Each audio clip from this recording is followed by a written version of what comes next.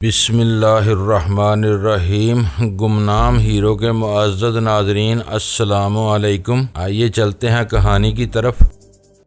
وہ پیسے کے زور پر وقتاً فوقتاً کرائے کے آدمیوں سے اس پر وار کراتے رہتے ہیں، لیکن آج میں نے شہر کے ایک نامی گرامی بدماش کو جس حالت میں جوتے مار کر یہاں سے نکالا ہے، اس کے بعد اس برادری کے لوگ ادھر آنے کے تصور سے کانپ اٹھیں گے۔ لیکن پھر بھی احتیاط ضروری ہے۔ میرا خیال ہے کہ آئندہ تم بے خوف و خطر زندگی گزار سکو گی۔ تم نے اس کے ساتھ کیا کیا تھا کہ اس کے پورے جسم اور چہرے پر کوئی زخم نظر نہ آنے کے باوجود اس کا دانہ خون میں لتڑا ہوا تھا؟ شاید اسے خون کی قے بھی ہوئی تھی۔ وہ جرجری لے کر بولی، کچھ نہیں، میں نے صرف اس کی زبان کاٹ دی تھی تاکہ آئندہ وہ ہم میں سے کسی کے نام کی تحقیر کرنے کے قابل نہ رہے۔ میں نے سپاٹ لہجے میں کہا، 22 آدمیوں کے قاتل کی زبان کاٹ کر اسے جوتے سے مارنا آسان کام نہیں تھا۔ اب شاید وہ زندگی بھر جرم کرنے کا تصور بھی نہیں کر سکے گا۔ وہ پھریری لے کر رہ گئی۔ اس کی آنکھیں خوف اور بے یقینی سے کچھ اور پھیل گئی تھیں۔ یقین نہیں آتا کہ تم جیسا نرم خو انسان ایسی درندگی بھی کر سکتا ہے۔ چند لمحوں کی خاموشی کے بعد وہ سرسراتی ہوئی پرخوف آواز میں بولی، خان صاحبہ نے مجھے بتایا تھا کہ تم کچن سے سبزی کاٹنے والی چھری لے کر واپس بھاگے تھے۔ اس سے تو بہتر ہوتا کہ تم اسے ذبح ہی کر دیتے۔ زبان کے بغیر وہ زندہ درگور ہو جائے گا۔ شاید مکافات عمل اسی کو کہتے ہیں۔ تم یہ کیوں بول رہی ہو کہ وہ 22 جیتے جاگتے انسانوں کا قاتل تھا؟ ان میں سے بیشتر ایسے تھے جنہیں وہ جانتا بھی نہیں تھا۔ اس نے معاوضہ لے کر انہیں صرف اس لیے مارا تھا کہ معاوضہ دینے والے ان لوگوں کو زندہ نہیں دیکھنا چاہتے تھے۔ مجھے خوشی ہے کہ آج میں نے ایک ایسے سفاک مجرم کو سزا دی ہے جو اپنی چالاکیوں کی وجہ سے قانون کی آہنی گرفت سے بچا ہوا تھا۔ میں اب تک کئی بار یہ سوچ کر لرز اٹھی ہوں کہ آج تم اتفاقاً ادھر نہ آ گئے ہوتے تو کیا ہوتا۔ جہانگیر نشے میں بے حال ہوتے اور وہ آسانی کے ساتھ انہیں ہانک کر اپنے ساتھ لے جاتا۔ ہم بہت کچھ سوچتے اور کرتے ہیں، پھر اکثر اوقات اپنے کیے پر ناز بھی کرتے ہیں، لیکن یہ بھول جاتے ہیں کہ ہم کٹ پتلیوں سے زیادہ بکت نہیں رکھتے۔ قدرت کی نادیدہ قوتیں ہمیں اس بندگار کی طرف دھکیلتی رہتی ہیں جہاں تقدیر ہماری گات یا انتظار میں چھپی ہوئی ہوتی ہے۔ اس بندگار سے کبھی ہم پر ذلت و تباہی حملہ آور ہوتی ہے اور کبھی خوش بختی کا کمال ہمیں حیران کر دیتا ہے۔ مجھے بھی کسی نادیدہ قوت نے ہی ادھر بھیجا تھا، ورنہ ابھی چند ہی روز پہلے تو میں غزالہ کے ساتھ یہاں آیا تھا۔ اس نے ملتجیانہ نظروں سے میری طرف دیکھتے ہوئے کہا، تم ادھر آتے رہا کرو، تمہارے آنے سے مجھے بہت ڈھارس ملتی ہے۔ غزالہ بہت خوش نصیب ہے کہ اسے تمہارا ساتھ میسر ہے۔ بعض مردوں میں یہ خوبی ہوتی ہے کہ ان کی پناہ میں آیا ہوا ہر فرد خود کو ایک مضبوط صاحبان کے نیچے محسوس کرتا ہے۔ میں اس آسودگی سے محروم ہوں۔ جہانگیر کے ساتھ میں خود کو ایک لکو دک صحرا میں بالکل بے سر و سامان محسوس کرتی ہوں۔ مجھے دنیا کی ہر نعمت میسر ہے مگر تحفظ کا احساس ناپید ہے۔ ہر وقت یہ دھڑکا لگا رہتا ہے کہ کوئی مجھے لوٹ لے گا، اٹھا لے جائے گا یا مار ڈالے گا۔ تم آتے ہو تو میں خود کو یک بیک بہت محفوظ و مامون سمجھنے لگتی ہوں۔ مجھے آتے رہنے میں کوئی اعتراض نہیں، لیکن جو کچھ تم بتا رہی ہو اس میں تمہارا اپنا قصور ہے۔ جہانگیر پر اعتماد کرنا سیکھو، اس سے ذہنی فاصلہ ختم کر کے اس کے مسائل کو سمجھنے کی کوشش کرو۔ یہ جاننے کی کوشش کرو کہ وہ تم سے کیا چاہتا ہے۔ تم اس کی توقعات کے بہتر انداز میں پورا کرنا شروع کرو گی تو اس کے رویے میں خود بخود انقلابی تبدیلی آ جائے گی اور وہ تمہیں اس پر اعتماد ہونے لگے گا۔ مرد چونکہ مرد ہوتا ہے، اس لیے وہ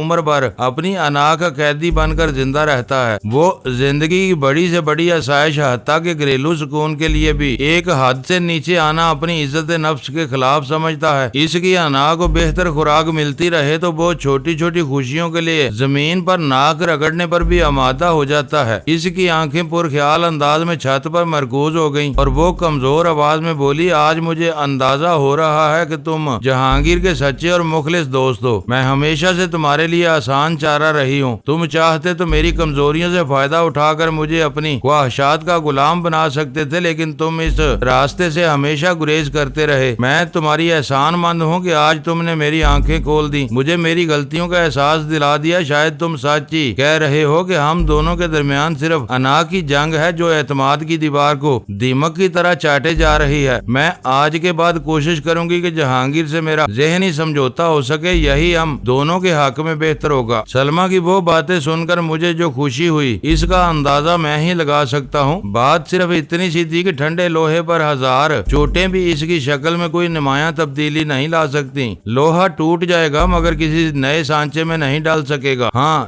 جب لوہا گرم ہو تو چند ہلکی ہلکی چوٹیں بھی اسے موم کی طرح کسی بھی طرف موڑ سکتی ہیں۔ اس وقت کے مخصوص حالات میں سلمہ دہشت اور خوف سے بے حال ہو رہی تھی۔ اس کی ذات پر سے انا پرستی کا خول اتر چکا تھا اور شاید وہ ذکی الحس بھی ہو گئی تھی۔ جب ہی اس نے میری باتوں کا بھرپور اصل قبول کر لیا تھا، مجھے خوشی اس بات کی تھی کہ سلمہ کے طور طریقوں میں تبدیلی آنے کے بعد میں اپنے دل میں کوئی چور محسوس کیے بغیر بے دھڑک اس گھر میں آمد و رفت جاری رکھ سکتا تھا۔ میں نے مسکرا کر ستائشی نظروں سے اس کی طرف دیکھا، پھر اس کمرے سے نکلتا چلا گیا۔ میں چاہتا تو جہانگیر کا پروگرام طے ہو جانے کے بعد وہاں سے رخصت ہو سکتا تھا، لیکن میرے دل نے یہ گوارا نہیں کیا۔ ان کے مصائب کا سبب میری ذات تھی، اس لیے آخر تک ان کا ساتھ دینا میرا فرض بنتا تھا۔ جہانگیر نے گھریلو ملازمین کو ہدایت دینے کے بعد مجھ سے کوئی بھی گاڑی پسند کرنے کے لیے کہا تو مجھے حیرت ہوئی کہ نشے کی حالت میں کہی ہوئی وہ بات بدستور اس کے ذہن میں اٹکی ہوئی تھی۔ اس بار میں نے اس کی پیشکش سختی کے ساتھ مسترد کر دی۔ شہر میں ڈان کوانگ فو کے آدمیوں کے سرگرم عمل ہونے کا بین ثبوت سامنے آ جانے کے بعد میں جہانگیر کی کوئی بھی گاڑی استعمال کرنے کا خطرہ مول نہیں لے سکتا تھا۔ میرا سراغ لگانے کے لیے ان لوگوں نے اپنی مہم جوئی کی ابتدا جہانگیر کی ذات سے کی تھی۔ اس کے رپوش ہونے کے بعد اس کی کوئی گاڑی میرے زیر استعمال ہوتی اور پہچان لی جاتی تو میں اس کی وجہ سے مشکلات میں پھنس سکتا تھا۔ اس کی گاڑی لینے سے انکار کرنے کے ساتھ ہی میں نے سلمہ سے رقم لے کر دوسری کار خریدنے کا ارادہ بھی ترک کر دیا۔ خطرناک حالات میں مسلسل ایک کار کو زیر استعمال رکھنے کی بجائے ہر بار نئی ٹیکسی میں سفر کرنے سے بہت سے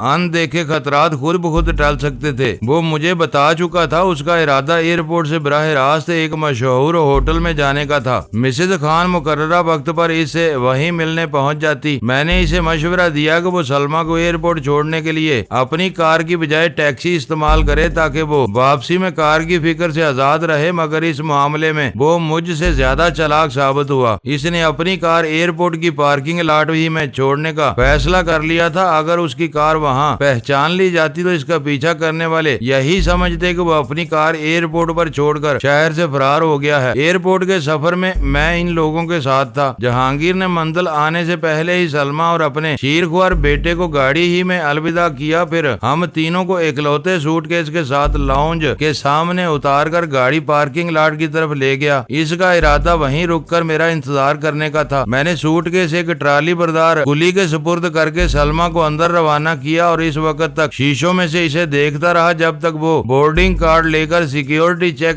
پوسٹ میں غائب نہ ہو گئی۔ میں گرد و پیش کا جائزہ لیتے ہوئے پارکنگ لاٹ کی طرف چل دیا۔ فون پر مجھے اپنی خیریت سے باخبر کرتے رہنا۔ جہانگیر نے پارکنگ لاٹ سے ٹیکسی اسٹینڈ کی طرف جاتے ہوئے کہا، میں وہاں علی نواز خان کے نام سے قیام کروں گا، مسٹر اور مسز علی نواز یاد رکھنا۔ اور ہاں، یہ تجوری کی چابی بھی لو، اس میں میری بھی تھوڑی سی رقم پڑی ہوئی ہے جو مقامی کرنسی میں ہے۔ ہو سکتا ہے کہ یہ مشق طول پکڑ جائے اور تمہیں رقم کی ضرورت پیش آ جائے تو پریشانی نہیں ہونی چاہیے۔ اس کے ہاتھ سے تجوری کی چابی لیتے ہوئے مجھے اس پر بے اختیار ترس آنے لگا۔ ڈان کوانگ فو کے خونخوار شکاری کتے اس کی بو کا پیچھا کر رہے تھے۔ وہ میری خاطر بلکہ میری وجہ سے خانہ بدوشی اختیار کرنے پر مجبور ہو گیا تھا، لیکن پھر بھی وہ مطمئن اور خوش تھا کیونکہ اس طرح اسے مسز خان سے بھرپور مراسم استوار کرنے کا ایک نادر موقع میسر آ رہا تھا۔ ہم ایئرپورٹ سے ٹیکسی میں روانہ ہوئے تو میرا ارادہ تھا کہ میں جہانگیر کو ہوٹل چھوڑتا ہوا اسی ٹیکسی سے شرف آباد نکل جاؤں گا، لیکن اسے اتارنے کے بعد میں نے اپنا ارادہ بدل دیا۔ صدر کے پرہجوم علاقے میں اس ٹیکسی کو فارغ کر کے میں نے دوسری ٹیکسی پکڑی اور گھر روانہ ہو گیا۔ ان تینوں کی رائے میرے فیصلے سے متصادم تھی۔ میں فلیٹ کو خیر باد کہہ کر ہوٹل بلکہ 2 ہوٹلوں میں منتقل ہونا چاہتا تھا۔ ان کا کہنا تھا کہ کسی کی سرے سے ضرورت ہی نہیں تھی۔ ویرا نے ان کی ترجمانی کے فرائض سنبھالے ہوئے تھے۔ اس کا کہنا تھا کہ اگر ان لوگوں کو فلیٹ کا مہوم سا بھی خیال ہوتا تو وہ جہانگیر پر ہاتھ ڈالنے سے پہلے ہی وہاں تباہ آزمائی کرتے۔ میں شہر کے ایک خطرناک قاتل کی زبان کاٹ کر اسے زندہ چھوڑ آیا تھا، اس لیے اس کی طرف سے کسی متوقع انتقامی کارروائی کا خوف میرے ذہن میں جاگزیں ہو چکا تھا۔ جو مجھے محفوظ اور آرام دہ فلیٹ سے نکل بھاگنے پر اکسا رہا تھا۔ بالفرض انہیں ڈان کو دیے ہوئے نمبر کا خیال آ بھی جاتا تو وہ محض فون نمبر کے سہارے فلیٹ کا پتہ نہیں لگا سکتے تھے۔ عام ڈائریکٹری سے یہ کام لینا ناممکن تھا۔ پھر کراچی میں ٹیلی فون کے محکمے کی کارکردگی اس قدر ناقص تھی کہ صارفین کے لیے ڈائریکٹری کئی سال کے وقفے سے چھاپی جاتی تھی۔ نمبروں کی ترتیب سے صارفین کے پتے فراہم کرنے والی خصوصی نیو میریکل ڈائریکٹری تو 10 برس سے چھاپی ہی نہیں گئی تھی۔ اس میں جہانگیر کے اس فلیٹ کا نمبر اور پتہ درج ہونے کا امکان ہی نہیں تھا، کیونکہ وہ پاکستان میں شیعہ کے فعال ہونے سے پہلے کا وقت تھا۔ اس وقت ہم لوگ 2 وقت کی روٹی بھی بڑی محنت سے حاصل کیا کرتے تھے اور ہمارے لیے فون جیسی عیاشی کا تصور کرنا گناہ سے کم نہیں تھا۔ ڈان کے آدمیوں کو فون نمبر کے سہارے آگے بڑھنے کے لیے 2 کام کرنے پڑتے۔ اول یہ کہ وہ اسی نمبر پر فون کر کے معلومات حاصل کرنے کی کوشش کرتے۔ ویرا کے پاس اس کا توڑ یہ تھا کہ فلیٹ پر آنے والے ہر فون کا کال غزالہ ریسیو کرے اور کسی بھی اجنبی کال کے جواب میں وہی رٹا رٹایا سبق دہرا دے جو وہ مکاؤ سے آنے والی کال کے جواب میں سنا چکی تھی۔ ان لوگوں کے لیے دوسرا راستہ طویل تھا۔ اگر وہ فون نمبر کے ذریعے پتہ معلوم کرنے کے لیے محکمے کے کسی آدمی پر جال ڈالتے تو اس میں کامیابی کے لیے وقت درکار ہوتا۔ ان تینوں نے اس تجزیے کے بعد یہ فیصلہ کیا تھا کہ ہمیں فوری طور پر فلیٹ چھوڑ کر فرار ہونے کی ضرورت نہیں تھی۔ 1-2 روز میں حالات بگڑتے تو اس فیصلے پر نظر ثانی کی جا سکتی تھی۔ میرے پاس اس کے مربوط دلائل کا کوئی مثبت جواب نہیں تھا، لیکن میری چھٹی اس مجھے ان سے اختلاف رائے پر مجبور کر رہی تھی۔ ویرا نے میری یہ بات سنتے ہی میرا مضاحکہ اڑانا شروع کر دیا۔ چھٹی، اس کا تعلق لاشعور سے ہوتا ہے اور میں پہلے ہی بتا چکی ہوں کہ تمہارے لاشعور میں شیدے کا خوف گھسا ہوا ہے۔ تم سے کس حکیم نے کہا تھا کہ اسے زندہ جانے دو؟ اسے مار ڈالنے کے بعد شاید تم اپنی فطری مکاری کے ذریعے اس کے دونوں ساتھیوں کو بھی مار لیتے، لیکن تم نے وہ موقع گنوا دیا۔ اب بلا وجہ چھٹی اور ساتویں حصے کی باتیں کر کے اپنی کمزوری پر پردہ ڈالنے کی کوشش نہ کرو۔ یہ مان لو کہ اس کے منہ سے غزالہ کے لیے ایک تحقیر آمیز لفظ سن کر تمہاری کھوپڑی الٹ گئی تھی اور تم بدترین اشتعال کے عالم میں صحیح ترین فیصلہ کرنے کی اپنی سدا بار صلاحیت سے محروم ہو گئے تھے۔ میں نے تنگ آ کر ہتھیار ڈال دیے، سمجھانا میرا فرض تھا۔ تم تینوں ہی یک زبان ہو گئے ہو تو میں خاموش ہوا جاتا ہوں۔ میں مانتا ہوں کہ رشیدے کی زبان سے محروم کرتے ہوئے شاید میرے دماغ الٹ گیا ہو، مگر میں اپنے اس فعل پر نادم ہوں نہ اس کے نتائج سے خوف زدہ۔ خوف تو برسوں سے میرے خواب و خیال میں بھی نہیں پھٹک سکا ہے۔ میں نے ان سے جو کچھ کہا اس میں تسنا کا کوئی دخل نہیں تھا۔ میں مکاؤ سے آئے ہوئے ڈان کوانگ فو کے آدمیوں سے خوف زدہ تھا، نہ مجھے شیدے کی طرف سے کوئی فکر لاحق تھی۔ ڈان کے آدمیوں کا سب سے بڑا مسئلہ یہ تھا کہ کراچی ان کے لیے ایک اجنبی شہر تھا اور ہر بڑے شہر کی طرح ان کے لیے مشکلات پیدا کرنے کا سبب بن سکتا تھا۔ میری نظروں میں یہ ان کی بہت بڑی کامیابی تھی کہ انہوں نے میرے اغوا کا مقصد حاصل کرنے کے لیے شیدے اور دوسرے جرائم پیشہ لوگوں تک رسائی حاصل کر لی تھی، مگر میں اچھی طرح جانتا تھا کہ میرے ہاتھوں اپنی مٹی پلید ہونے کے بعد شیدہ مجھ سے دوسرا تصادم مول لینے کی جرت نہیں کر سکے گا۔ بڑے شکار پر منہ مارنے والے درندے کے جبڑے عین وقت پر اپنے شکار کو نگلنے کے لیے چھوٹے پڑ جائیں تو پھر وہ اسی شکار سے زندگی بھر خوف زدہ رہتا ہے۔ اس سے کہیں اتفاقاً بھی سامنا ہو جائے تو دم دبا کر بھاگ نکلتا ہے۔ مجھے شیدے خونی سے اسی رد عمل کی توقع تھی۔ پھر کراچی کی زیر زمین دنیا میں چلنے والے مقامی ضابطے بھی تھے۔ بڑے مجرموں کے بنائے ہوئے ان ضابطوں سے چھوٹے موٹے اور غیر معروف مجرم بھی خائف رہتے تھے اور اپنی بساط کے مطابق ان کا پاس رکھنے کی پوری کوشش کرتے تھے۔ ان میں سب سے اہم اصول یہ تھا کہ باہر کے کسی آدمی کے ایما پر کوئی بھی ایک دوسرے کے خلاف کام نہیں کرتا تھا۔ باہمی بغض و عناد اور علاقوں کی تقسیم پر ہونے والے آپس کے جھگڑوں میں عموماً طاقتور حریف فتح مند رہتا تھا۔ مقابلہ ٹکر کا ہو تو برادری کے مفاد میں چند سکہ اور مستند مجرم درمیان میں ثالث کا کردار ادا کر کے فیصلہ کرا دیا کرتے تھے، جسے ماننا دونوں فریقوں پر لازم ہوتا تھا۔ کافی عرصے سے یہ روایت چلی آ رہی تھی کہ 2 متحارب افراد یا گروہوں میں ایک سے زیادہ تصادم نہیں ہوتے تھے۔ پہلے ہی ٹکراؤ میں دونوں فریقوں کو اپنی اپنی حقیقی طاقت کا اندازہ ہو جاتا تھا اور کمزور ثابت ہونے والا فریق پھر فور اپنے دعوے سے دستبردار ہو جاتا تھا۔ میں بہت عرصے سے جرائم کی دنیا سے باہر تھا، لیکن پچھلے دنوں میں مجھے اندازہ ہو چکا تھا کہ لوگ میرا نام نہیں بھولے تھے۔ وہ یہ بھی جانتے تھے کہ میں اگر کچھ ذاتی مصلحتوں کی بنا پر اپنی سرگرمیاں محدود یا موقوف کی ہوئی تھیں تو دوسری طرف میں نے تائب ہونے کا کوئی اعلان یا ارادہ نہیں کیا تھا۔ وہ مافیا کی سرگرمیاں کہانیاں بہت رازدارانہ ہوتی تھی، لیکن سینڈو اور اس کے بعد شیر شاہ خان کے آدمیوں کے ذریعے شہر کے محدود اور باخبر حلقوں میں یہ بات پھیل چکی تھی کہ میں ایک بار پھر ہیروئن کی لائن میں آ گیا تھا۔ میرے لیے وہ نیک نامی یا اعزاز کی بات نہیں تھی، لیکن اس کا فائدہ یہ تھا کہ میں جرائم سے کنارہ کش ہو جانے کے باوجود مجرموں کو برادری کا رکن تھا، اور اگر شیدہ اپنے معاملے میں کچھ لوگوں سے میرے خلاف مدد طلب کرتا تو اسے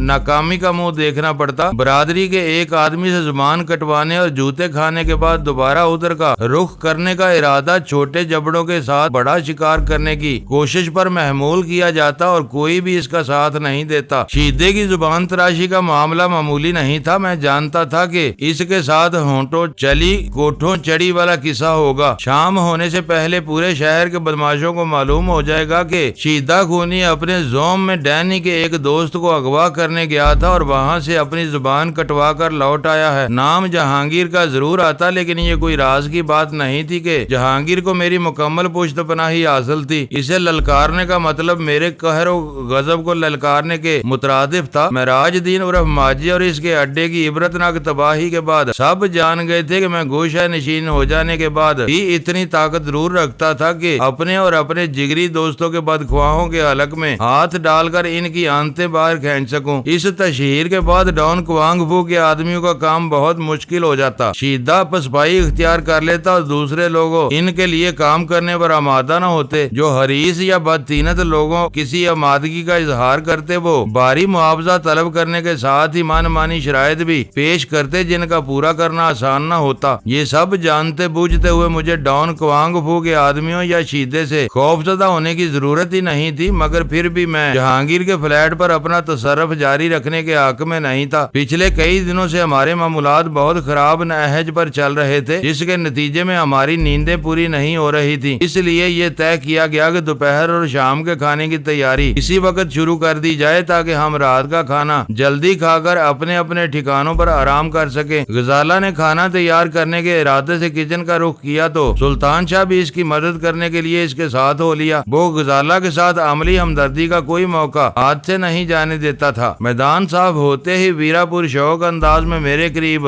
سرک آئی اور سرگوشیانہ لہجے میں بولی، بوتل وغیرہ نکال لوں؟ اسکاچ پیو گے؟ اس وقت اس کی آنکھوں میں ریسانہ چمک موجود تھی۔ اس کے سوال کرنے کے انداز سے ظاہر ہو رہا تھا کہ اسے پوری امید تھی کہ اس کی پیشکش سنتے ہی میری رال ٹپک پڑے گی، مگر جب میں نے اسے تیز نظروں سے گھورا تو وہ خاصی بکھلائی ہوئی نظر آنے لگی۔ ابھی دوپہر ہوئی ہے، تم نے ابھی سے پینی شروع کی تو رات تک پیتی رہو گی اور پھر بدحال ہو جاؤ گی۔ میں نے کہا، اس وقت تم شراب کو ہاتھ بھی نہیں لگاؤ گی، سورج ڈوبنے کے بعد تم اپنا شوق پورا کر سکتی ہو، میرے محتسب اور بزرگ بننے کی کوشش نہ کرو۔ وہ منہ بنا کر بولی، مجھے اپنے کسی بھی قول و فعل کے لیے تمہارے مشورے کی ضرورت نہیں ہے۔ میں عاقل و بالغ ہوں اور خوب اچھی طرح سمجھتی ہوں کہ مجھے کس وقت کیا کرنا چاہیے۔ میں نے صرف یہ پوچھا تھا کہ تم پیو گے یا نہیں، اس میں میرا سوال ہی نہیں تھا۔ جو کچھ بتانا ہے اپنے بارے میں بتاؤ۔ صبح میں نے جہانگیر کو بلا نوشی کے بعد جس بری حالت میں دیکھا ہے، اس کے بعد شراب سے کراہیت سی ہو رہی ہے۔ میں اس وقت گلاس کو منہ لگانا بھی پسند نہیں کروں گا، میں نے جواب دیا۔ خواہ گلاس میں یخ بستہ پانی ہی کیوں نہ ہو، اس نے تن سے پوچھا۔ دلکی چلتے چلتے سر پٹ نہ ہوا کرو، اس وقت پانی کی بات کہاں سے آ گئی؟ خرابی شراب کی نہیں، ٹائمنگ کی تھی۔ اگر تم بھی جہانگیر کے ساتھ صبح 7 بجے سے پی رہے ہوتے تو تمہیں اس میں کوئی خرابی نظر نہ آتی۔ اول تو تم اسے اتنی تیزی سے نہ پینے دیتے، یا پھر تم خود بھی اس کے ساتھ ڈاؤن ہو جاتے۔ خرابی یہ ہوئی کہ تم درمیان میں پہنچے، تم ہوش مند تھے اور وہ مدہوش، اسی لیے تو رندوں کی محفل میں واز و شیخ کے داخلے پر کڑی پابندی عائد ہے، وہ آتے ہی رنگ میں بھنگ ڈال دیتے ہیں۔ معلوم ہوتا ہے تم نے حال ہی میں منی بیگم کی گائی ہوئی کوئی غزل سن لی ہے۔ انہیں واز شیخ اور رندوں کے معمولات سے گہری دلچسپی معلوم ہوتی ہے۔ میں نے سنجیدگی کو خیر باد کہتے ہوئے کہا، کسی کی غزلیں سنے بغیر بھی میں ان باتوں پر دسترس رکھتی ہوں جو اردو کے بیشتر شاعروں کو پریشان کیے رہتی ہیں۔ میں تم کو صرف یہ بتانا چاہ رہی تھی کہ ہوش اور عقل شراب کی غذا ہے۔ شراب پی ہی اس لیے جاتی ہے کہ انسان اپنے ہوش و حواس سے کسی نہ کسی حد تک بے بہرا ہو کر اپنے ماحول یا مسائل سے فرار حاصل کرنا چاہتا ہے۔ اب اگر ایسی نادر چیز پر عقل اور شعور کا اطلاق کیا جانے لگے تو اس سے بڑی زیادتی کیا ہوگی؟ زیادتی نہیں، یہ سیدھی سانپ اور نیولے کی لڑائی ہے۔ دونوں ایک دوسرے کے ازلی اور جانی دشمن ہیں۔ عقل عقل ماری جائے تو انسان جہانگیر کی طرح بستر سے اٹھتے ہی شراب نوشی شروع کر دیتا ہے، اور عقل جیت جائے تو آدمی مزید میری طرح محتاط ہو جاتا ہے۔ سوری، اس وقت میں کسی طرح تمہارا ساتھ نہیں دوں گا۔ معلوم ہوتا ہے تم بھی زاہد بننے کی تیاریاں کر رہے ہو۔ وہ اٹھتے ہوئے بولی، اگر تم بھی اسی طرح ساغر و مینا پر عقل کے پیمانے لاگو کرتے رہے تو میری بات دعا ہے کہ تم جلد از جلد زاہد خشک بن جاؤ۔ وہ تیزی سے مڑی اور اپنے مطلوبہ لوازم اکٹھے کرنے کے لیے اندر چلی گئی۔ اپنی برہمی کا اظہار کرنے کے لیے وہ فرش پر زور زور سے پیر مار کر چل رہی تھی۔ تنہائی میسر آتے ہی میں نے اپنے ذہن کو ٹٹولنا شروع کر دیا۔ میں فلیٹ سے کیوں نکل جانا چاہ رہا تھا؟ وہاں ہمیں کیا خطرہ اللہ حق ہو سکتا تھا؟ لیکن مجھے اپنے ان سوالات کا کوئی مضبوط جواب نہیں مل سکا جو ان تینوں کو قائل کر دیتا۔ پہلے سے طے شدہ پروگرام کے مطابق ہم چاروں نے سر شام ہی رات کا کھانا کھا لیا اور 8 بجے کے قریب سونے کے لیے چلے گئے۔ میرے اور غزالہ کے لیے ایک خوابگاہ مخصوص تھی۔ مکاؤ میں جبری شادی کے بعد واپسی پر ویرا نے ہم دونوں کو یہ رعایت دے دی تھی کہ ورنہ ایک کمرہ اور اس کے اور غزالہ کے تصرف میں رہتا تھا، دوسری خوابگاہ میرے اور سلطان شاہ کے مشترکہ استعمال میں رہتی تھی۔ غزالہ نے جب بھی سلطان شاہ کی بے آرامی کے بارے میں فکر مندی کا اظہار کیا تو ویرا نے ہمیشہ نہایت فراخ دلی کے ساتھ پیشکش کی کہ سلطان شاہ اس کے ساتھ دوسری خوابگاہ میں سو سکتا تھا، جہاں ایک ڈبل بیڈ کی بجائے 2 عدد سنگل بیڈ موجود تھے۔ لیکن سلطان شاہ ہمیشہ بھڑک اٹھتا تھا۔ وہ لاکھ دلیر اور بے خوف سہی، لیکن اس معاملے میں اس میں مردانگی مفقود تھی۔ وہ ویرا کے ساتھ ایک کمرے میں مقید ہونے کے ذکر سے ہی وحشت زدہ ہو جاتا تھا۔ اس روز ویرا ویسے بھی سرور میں تھی۔ مجھے سلگانے کے لیے اس نے دوپہر ہی سے شراب نوشی کا آغاز کر دیا تھا۔ پھر وہ وقفے سے ہلکے پیگ لیتی رہی۔ اس کا خیال تھا کہ میں اسے ٹوکنے یا اس کے ساتھ الجھنے کی کوشش کروں گا، لیکن میں نے اسے بری طرح نظر انداز کرنے کا فیصلہ کیا ہوا تھا۔ وہ ہمیشہ کی ضدی تھی اور ضد میں آ کر کچھ بھی کر سکتی تھی، لیکن غنیمت یہ تھا کہ وہ پی کر آپے سے باہر نہیں ہوئی تھی۔ جب اس نے سلطان شاہ کو سونے کے لیے ڈرائنگ روم کا رخ کرتے ہوئے دیکھا تو مسکرا کر اسے اپنے کمرے میں آنے کی دعوت دی، جو اس نے نہایت خشک لہجے میں مسترد کر دی۔ اکیلے کمرے میں سوئے تو میں رات بھر تمہیں خواب میں ڈراتی رہوں گی، ویرا نے بوجھل ہنسی کے ساتھ کہا۔ تم سے اس کے علاوہ اور کیا امید کی جا سکتی ہے؟ سلطان شاہ نے ترکی پہ ترکی جواب دیا۔ میری ماں لڑکپن میں مجھ سے کہا کرتی تھی کہ آدھی رات کے بعد چڑیلیں خوبصورت عورت کا روپ دھار کر مردوں کو پھنسانے کے لیے نکلتی ہیں۔ اس بیچاری کو الٹی ہی بات بتائی گئی تھی۔ روپ بدلنا چڑیلوں کے بس سے باہر بات ہے۔ ہاں، تم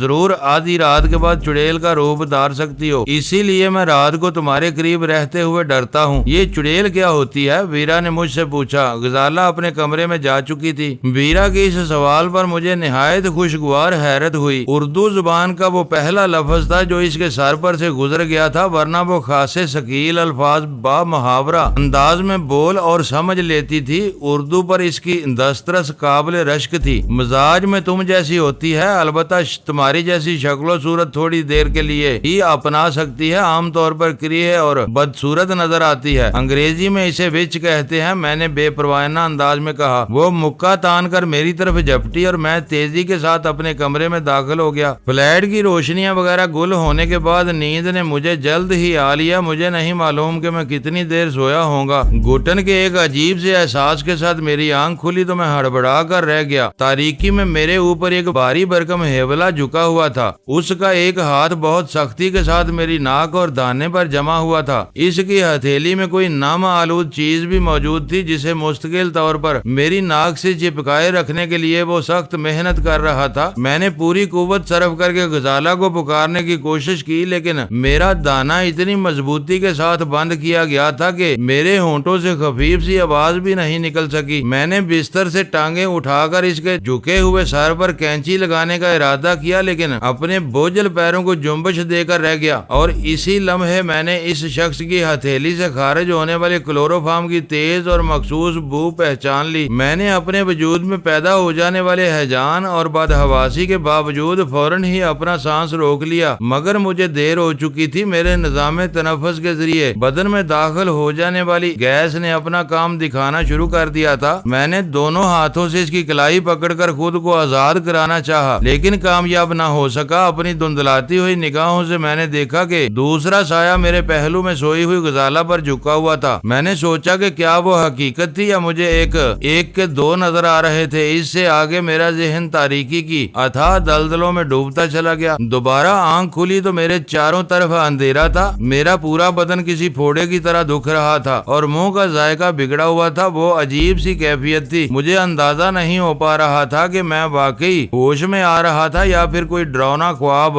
دیکھ رہا تھا۔ میں نے ہاتھ پیر ہلانے کی کوشش کی تو پتا چلا کہ میرے دونوں ہاتھ پشت پر لے جا کر باندھ دیے گئے تھے، اسی طرح پیر بھی بندھے ہوئے تھے۔ جسم کے نیچے سخت اور پختہ فرش تھا جس کی سیلن اپنی جلد پر محسوس کر رہا تھا۔ پچھلی رات کے آخری واقعات یاد آتے ہی مجھ پر اضطراب طاری ہو گیا۔ فلیٹ سے منتقل ہونے کے بارے میں مجھے اپنی چھٹی اس کی تنبیہ کا سبب معلوم ہو چکا تھا، لیکن اس وقت بھی میں یہ سمجھنے سے قاصر تھا کہ مجھے کس قسم کا خطرہ تھا، میں کہاں قید تھا، مجھے فلیٹ سے بے ہوش کر کے اس مقام تک لانے والے کون تھے، غزالہ کہاں تھی، باقیہ لوگ کہاں اور کس حال میں تھے۔ میں نے اضطراری طور پر غزالہ کو آواز دی تو اپنی کمزور آواز کی بازگشت سے مجھے اندازہ ہوا کہ میں کسی بڑے کمرے میں قید تھا۔ میرے پکارنے پر کوئی جواب نہیں آیا تو میں نے اپنے تمام تر توجہ کسی بھی قسم کی کوئی آواز یا آہٹ سننے پر مرکوز کر دی۔ میں اس وقت میرا دل اتنی تیزی کے ساتھ دھڑک رہا تھا کہ میں اس کی آوازیں سن رہا تھا۔ پھر مجھے اپنے قریب ہی سے کسی کے لمبے لمبے اور گہرے گہرے سانسوں کی آوازیں آئیں تو میں نے غیر ارادی طور پر ان آوازوں کی طرف کھسکنا شروع کر دیا۔ میں نے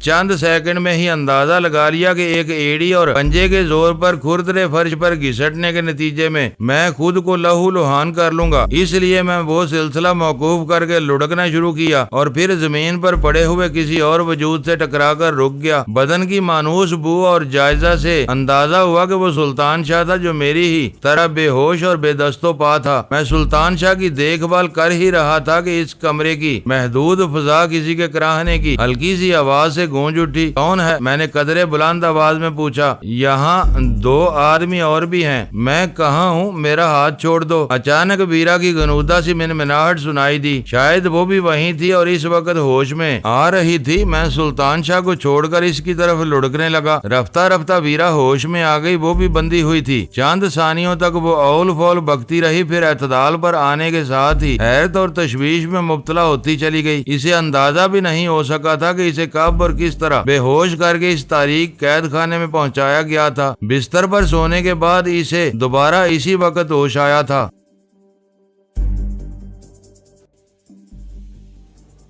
معزز ناظرین، لائک کریں، شیئر کریں اور کمنٹس باکس میں پاک آرمی زندہ باد، پاکستان پائندہ باد کا نعرہ ضرور درج کر کے اپنے ملک پر فخر کریں اور پاکستان کی بنیادیں مضبوط کرنے میں اپنا کردار ادا کریں۔ ویڈیو دیکھنے کا شکریہ۔